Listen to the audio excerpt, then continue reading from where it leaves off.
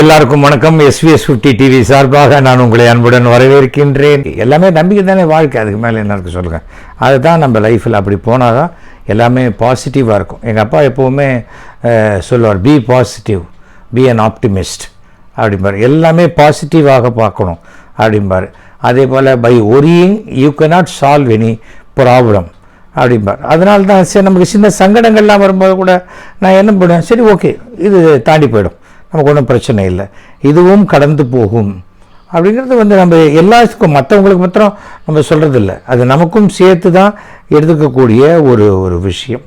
இதுக்காக நான் சொல்கிறேன்னா, திடீர்னு நான் சமீபத்தில் வாணியம்பாடியில் ஹஃபீஸ்னு என்னுடைய ஃப்ரெண்டு ஒருத்தர், ஒரு பத்திரிகையாளர், அவர் வீடு கிரகப்பிரவேசம் பண்ணியிருக்காரு. என்னை கூப்பிட்டார், நீங்கள் வரணுன்னே நான் வண்டி அனுப்புகிறேன், வந்துட்டு போகணும், கண்டிப்பாக நீங்கள் வரணும் கிரகப்பிரவேசத்துக்கு.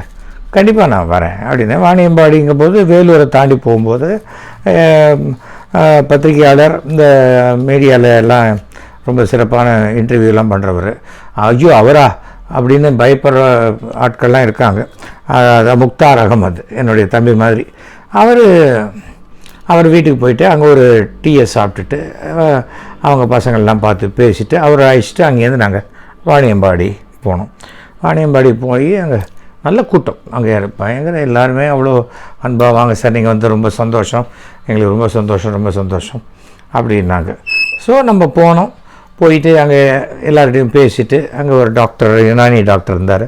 அவர் ஆக்சுவலாக அந்த கொரோனா டயத்தில் அந்த கொரோனாவுக்கு மருந்து கொடுக்குற முயற்சியில் இருந்து, அது அரசாங்கமே அந்த யுனானி அந்த சித்தா எல்லாமே என்கரேஜ் பண்ண டைம், அது அவரும் சேர்ந்து பண்ணியிருக்காரு. பல பேர் உயிரை காப்பாற்றிருக்கேன்னு சொன்னார். ஸோ அதெல்லாம் பார்த்து பேசிவிட்டு அப்புறம் லஞ்ச் ரெடி பண்ணியிருந்தாங்க. லஞ்ச் ரெகுலராக அது ஒரு முஸ்லீம் வீட்டு ஃபங்க்ஷன், ஃபுல்லாக கமகமன்னு அங்கே ஃபுல்லாக பயங்கர பிரியாணி, வாசலில் ஒரு செட்டு அங்கே இங்கேன்னு போட்டு அங்கே நாங்கள் எல்லாம் உட்காந்துருந்த இடத்துல ஒரு 3-4 டேபிள் போட்டு எல்லா டேபிள்லையும் உட்காந்தேன். நான் உட்காந்துருந்த டேபிள்லையும் ஃபுல்லாக பிரியாணி வச்சுருக்கு. நான் பார்த்தோன்னே, சார் அண்ணே ஒன்றுமே இல்லை, நீங்கள் வெஜிடேரியன் எங்களுக்கு தெரியும், அதனால தான் உங்களுக்கு நான் A to Bலேருந்து வாங்கிட்டு வந்திருக்கோன்னு சொல்லி A to Bலேருந்து வாங்கினேன். அந்த ஒரு ஃபுல் மீல்ஸ் ஒரு 2 கொண்டு வந்தாங்க. என்னோடய கூட யாராவது அவங்களும் வெஜிடேரியன், என் கூட வந்த 2 பேருமே நான் வெஜிடேரியன், அவங்கள வெளியில் நீங்கள் சாப்பிடுங்கன்னு சொல்லிட்டேன். ஸோ முக்தார் உட்காந்துருந்தார், அந்த டாக்டர், அப்புறம் இன்னும் 2 பேர் உட்காந்துருந்தாங்க. அந்த பில்டிங் அதை கன்ஸ்ட்ரக்ட் பண்ண அவர் வந்திருந்தார். எல்லாருமே உட்காந்து அங்கே சாப்பிடும் பொழுது நான், சார் உங்களுக்கு வேணால் நான் தனியாக போட்டுட்டோமா, உங்களுக்கு இங்கே இவங்களோட சாப்பிட்றதுக்கு சங்கரமாக, அதெல்லாம் பரவாயில்ல, நம்ம ஹோட்டலில் சாப்பிட்றோம், ஒரு வெஜிடேரியன் ஒருத்தர் சாப்பிடுவார், இன்னொருத்தர் பக்கத்தில் நான் வெஜிடேரியன் சாப்பிடுவார். இந்த டேபிளுக்கும் அந்த டேபிளுக்கும் கரெக்டாக ஒரு 2 அடி கேப் இல்லை 1.5 அடி கேப் இருக்கும், அவ்வளோதானே. அதில் ஒன்று, இந்த என் பிளேட்டுக்கும் உங்கள் பிளேட்டுக்கும் அதே 1.5 அடி தான் கேப் இருக்குது, ஒன்றும் பிரச்சனை இல்லை அப்படின்னு சொல்லிவிட்டு நான் உட்காந்து சாப்பிட்டேன். அந்த ஃபோட்டோ பத்திரிகையில், இது நம்ம ஃபேஸ்புக்கில் ட்விட்டரில் வந்தோடனே அப்படியே பொங்கி எழுந்துட்டாங்க. இந்துக்கள் அப்படின்னு சொல்கிறவங்களும், நான் பிராமணன் அப்படின்னு அப்படியே மாறு தட்டிக்கிறவங்களும் பொங்கி எழுந்து, எப்படி நீ நியாயமா, நீ அப்படி போய் சாப்பிட்லாமா, நான் வெஜிடேரியன் டேபிளில் போய் சாப்பிட்லாமா, நான் வெஜிடேரியன் தானே சாப்பிட்டேன். நான் என் வாழ்க்கை முறையில் நான் ஒரு இந்துவாக இருக்கேன், வீட்டை விட்டு போகும்பொழுது வீட்டுக்கு வெளியில் நான் ஒரு இந்தியனாக இருக்கேன், வீட்டுக்குள்ளே நான் என்னுடைய ஒரு பிராமணனாக இருக்கேன், இதில் என்ன தப்பு இருக்குது? நீ இப்போ மனுஷ பிறவியா இதுவா சில பேசுகிற வார்த்தைகள்லாம் பார்த்தா எனக்கு அவங்க பிறப்பினுடைய பேக்ரவுண்டே சந்தேகமாக இருக்குது. அவ்வளோ கேவலமான மொழியில் நான் ஒரு உயர்ந்த குலத்தை சேர்ந்தவங்கிற மாதிரி எழுதுறது ரொம்ப அசிங்கமாக இருக்கிறது. ஒருவேளை கிணத்து தவகலாக இருந்துக்கலாம். இது ஒரு அக்ரஹாரத்தில் அது சரிப்படும். எப்போ நீங்கள் அக்ரஹாரத்தை விட்டுட்டு சிட்டிக்குள்ளே வந்துட்டீங்களோ, சிட்டியிலேருந்து தாண்டி வேறு ஸ்டேட்டு போயிட்டீங்களோ, வேறு நாட்டுக்கு போயிட்டீங்களோ, நான் அப்படியே தான் இருப்பேன்னா நீங்கள் திருப்பி அங்கேயே தான் இருக்கணும். தவிர அடுத்தவனை விமர்சனம் செய்வதற்கோ, அடுத்தவனை நான் என்றைக்காவது சொல்லிக்கிட்டேன்னா, நான் பிராமணர்களுடைய தலைவன், நான் தான் பிராமணர்கள், நான் தான் வழி நடத்துகிறேன், நான் சொல்லலையே. நான் ஒரு பிராமணனாக, ஒரு இந்துவாக, இந்தியனாக சந்தோஷமாக இந்த சமுதாயத்தில் வாழ்ந்து கொண்டிருக்கிறேன், அவ்வளோதானே. அதில் என்ன இருக்குது? என்னுடைய ரூமில் பார்த்தீங்கன்னா எல்லாருடைய ஃபோட்டோவும் இருக்கும், அதில் என்ன தப்பு இருக்குது? நான் என்ன வெஜிடேரியன் சாப்பிட்றவங்களோட தான் பழகுவேன் நான் என்றைக்காவது சொல்லியிருக்கேனா? அது மாதிரி பேட்டி கொடுத்துருக்கேனா? இப்படிப்பட்ட வெஜிடேரியன் சொல்கிறாங்களே, அவங்க வீட்டில் வந்து ஐயோ அது நான் அந்த நாட்டத்துலையே சாப்பிடுவேன், அந்த மாதிரி ஒரு வார்த்தை பேசுறது எவ்வளோ அயோக்கியத்தனம் தெரியுமா? உங்களுக்கு பிடிக்கலன்னா நீங்கள் போங்க, அடுத்தவனை நீங்கள் ஏன் ப்ரெஷர் பண்ணுறீங்க? நீங்கள் இவ்வளோ ஆச்சாரம் பேசுகிற உங்கள் வீட்டு பசங்க என்ன பண்ணுறாங்கன்னு உங்களுக்கு தெரியுமா? தப்பாக சொல்லாதீங்க, அடுத்தவர்களை தப்பாக கடவுள் பார்த்துக்கிட்டே இருக்கார். ஏன்னா நம்ம சொல்கிறது எல்லாமே திருப்பி நாம் முழுங்கும்படியான ஒரு சூழ்நிலை வரும். பண்ணாதீங்க. நான் பதிலுக்கு பதில் சாபம் விடுறதோ பதிலுக்கு பதில் சண்டை நான் பிளாக் பண்ணிவிடுவேன் அவங்கள. அந்த மாதிரி நட்பு தேவையில்லை. என் வாழ்க்கையில் எனக்கு ஒரு 500 பேர் தெரிஞ்சால் போகிறோம், என் வாழ்க்கை சந்தோஷமாக இருக்கும். எனக்கு 1.5 லட்சம் ஃபாலோயரு, 1 லட்சம் ஃப்ரெண்ட்ஸு, 5 லட்சம் பேர் எனக்கு எதுக்கு? நான் இனிமேல் எந்த தேர்தலையும் நிற்க போகிறதில்ல. எந்த கட்சி சார்பாக போய் எனக்கு ஓட்டு போடுன்னு நான் கேட்டு அந்த இடத்துக்கு பதவிக்கு வர போகிறதில்ல. அப்புறம் எனக்கு எதுக்கு?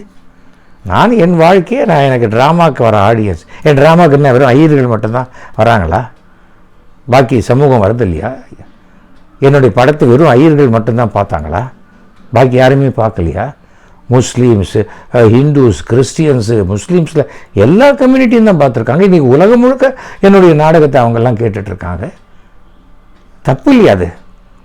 நீங்கள் ஏன் என்ன வந்து உங்களுடைய இதுக்குள்ளே இருக்கிறீங்க? உங்கள் ஆசா பாசத்துக்குள்ளேயும் உங்களுடைய வாழ்க்கை முறைக்குள்ளேயும் என்ன இருக்கிறீங்க? ஒரு கோயில் குருக்களுடைய வாழ்க்கையை என்னால் வாழ முடியாது. அதனால்தான் அவர் கோயிலில் கர்ப்பகிரகத்துக்குள்ளே போகிற குருக்களாக இருக்கிறார்.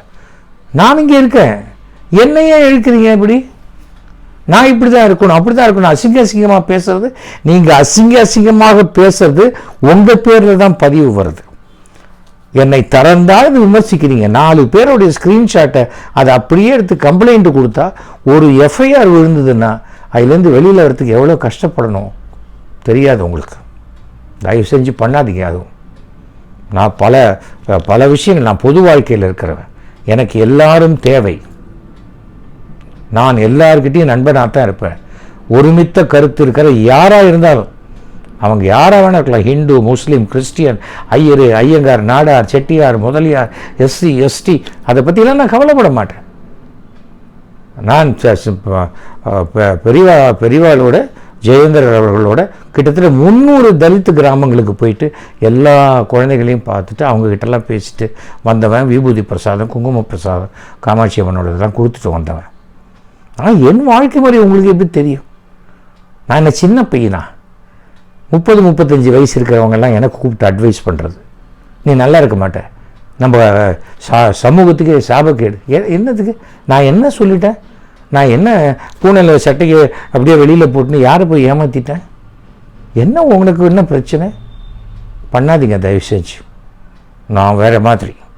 எனக்கு எப்போ தான் கொஞ்சம் கொஞ்சமாக தோணுச்சு, ஏன் நிறையா பிராமணர்கள் கம்யூனிஸ்டாக மாறினாங்க அப்படின்னு. எல்லாத்தையுமே விளக்கமாக பேசினா சரியாக வராது இல்லையா? அதனால் கொஞ்சம் ஜாகிரதையாக எப்போவுமே எது பேசினாலும் நம்ம வந்து கொஞ்சம் அடக்கமாக இருந்தால் நல்லது. உங்கள் வாழ்க்கையை நீங்கள் வாழுங்க, நல்லபடியாக வாழுங்க. உங்களுக்கு எப்படியோ அது மாதிரி உங்கள் பசங்களை நீங்கள் வளர்க்கலாம். ஒன்றுமே வரப்போதில்லை. அது நீங்கள் வாழ்ந்தெல்லாம் சந்தோஷமாக நீங்கள் வளர்த்துக்கலாமே. நீங்கள் அப்படியே யார் என்ன கேட்க போகிற? உங்கள் பொண்ணை அதே மாதிரி வளங்க, ஒன்றுமே தப்பு இல்லையே. நம்ம யாரோடையும் பழகினா உடனே சம்பந்தம் தான் பண்ணிக்க போகிறோமா? ஏன் சகோதரனாவோ சகோதரியாவோ இருக்க முடியாதா? சனாதனம்ங்கிறது என்ன? எல்லாரையும் ஏற்றுக்கொள்கிறது தானே. உங்களுக்கு என்ன பிரச்சனை? சில சமயம் கோபம் வரும்போது மாத்திரம் கடவுளை உங்ககிட்ட கூப்பிட்டு இனிமேல் நீ தான் சனாதனத்துக்கு இன்சார்ஜ், யார் பேசினாலும் நீ ஃபைட் பண்ணு அப்படின்னு உனக்கு ஆத்தரைசேஷன் லெட்டர் கொடுத்த மாதிரி சண்டை போடுறோம் இல்லையா? இனி ஒரு கேள்வி கேட்டால் என்கிட்ட எதிர்த்து கேட்க 10 கேள்வி இருக்குது. ஆனால் அந்த 10 கேள்விக்கு பதில் இருக்காது. திருப்பி என்ன பண்ணி மிஞ்சி போனால் இவன் உருப்பட மாட்டான்னு சபிக்கலாம். என்னுடைய தந்தையினுடைய ஆசீர்வாதம், என் முன்னோர்களுடைய ஆசீர்வாதம், நான் வழங்கும் கடவுளுடைய ஆசீர்வாதம் என்னை காப்பாற்றும். அதே போல் என்னுடைய நாடகத்தையும் சினிமாவையும் பார்த்து ரசித்த கோடிக்கணக்கான மக்களுடைய அவங்க சிரித்த சந்தோஷம் என்னை காப்பாற்றும். எனக்கு அது போதும்.